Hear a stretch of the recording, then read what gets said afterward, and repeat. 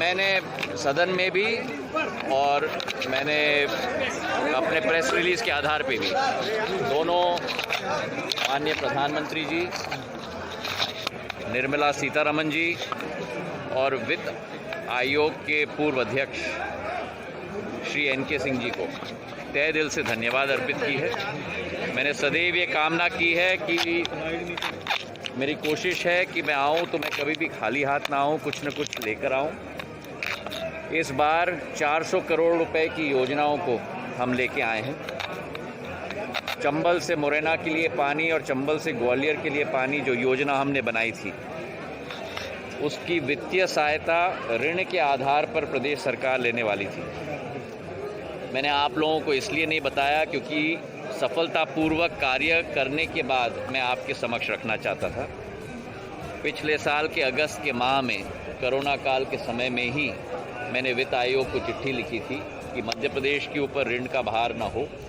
केंद्र सरकार से वित्त आयोग के द्वारा बजट में ये प्रस्ताव रखा जाए कि 250 करोड़ रुपए मुरैना के लिए और ग्वालियर के लिए पानी की योजना, चंबल के लिए वित्तीय सहायता केंद्र की सरकार के द्वारा दिया जाए।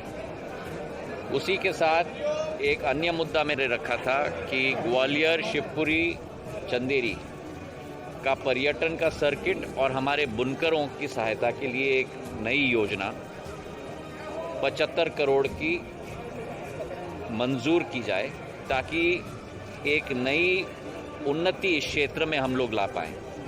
और तीसरी योजना थी मेरे दिल से जुड़ा हुआ एक स्थान जो हमारे महाकाल का मंदिर है उज्जैन में, जो सिंधिया परिवार के द्वारा ही स्थापित था, उसके जीर्णोद्धार और रखरखाव के लिए 75 करोड़ की राशि।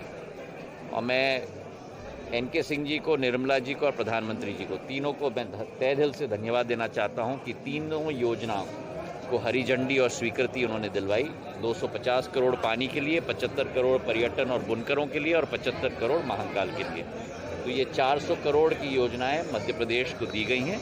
मैं तहे दिल से धन्यवाद अर्पित करना चाहता हूँ। महाराज साहब, एक तस्वीर हमने देखी, बड़ी सुहानी थी, उसकी चर्चा बहुत ज़्यादा है। दिग्विजय सिंह जी ने आपको महाराज कहा, सदन में चर्चा हुई, बधाई दी, आशीर्वाद भी दिया है, आपने आशीर्वाद मांगा।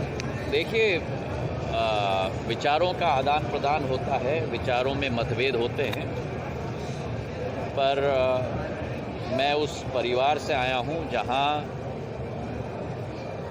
सोच विचारधाराओं में मतभेद हो सकते हैं, लेकिन एक स्तर होना चाहिए राजनीति का, और वही मैंने पिछले 20 सालों में मेंटेन करने की कोशिश की है। और उसी संदर्भ में हमारी चर्चा सदन में हुई थी और जो हमारे माननीय दिग्विजय सिंह जी को कहना था उन्होंने कहा, और जो मुझे कहना था वो मैंने कह दिया। जी, वो भारती ने शराबबंदी अभियान शुरू करने की बात कही, आपको क्या लगता है, आप क्या स्टैंड है? ये मुद्दा आदरणीय उमा भारती जी और मुख्यमंत्री शिवराज सिंह जी के बीच का वार्तालाप है, जो आप लोगों के द्वारा ही रिपोर्ट किया गया, जो मैंने पूछा था।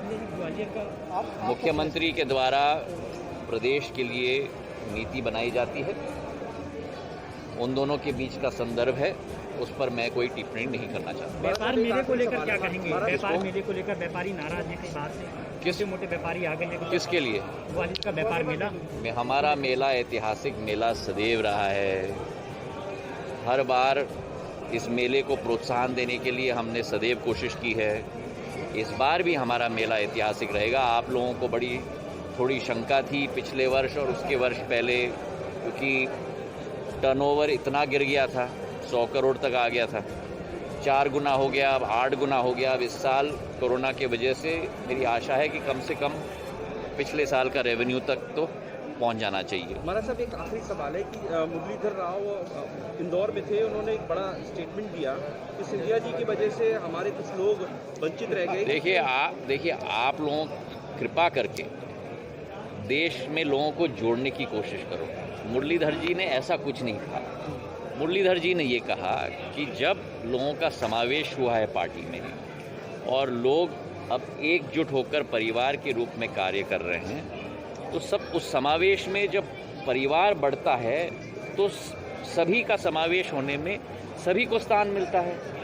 और जहाँ तक ये बात बार बार चलती है, कोई सिंधिया गुट नहीं है, कोई फलाना गुट नहीं है, कोई ठिकाना गुट नहीं है। आप लोग बीजेपी को कवर कर रहे हो बहुत पहले से। बीजेपी में केवल भारतीय जनता पार्टी है और भारतीय जनता पार्टी का कार्यकर्ता है। ज्योतिरादित्य सिंधिया कौन है मैं नहीं जानता, मैं बीजेपी का कार्यकर्ता हूँ। बहुत बहुत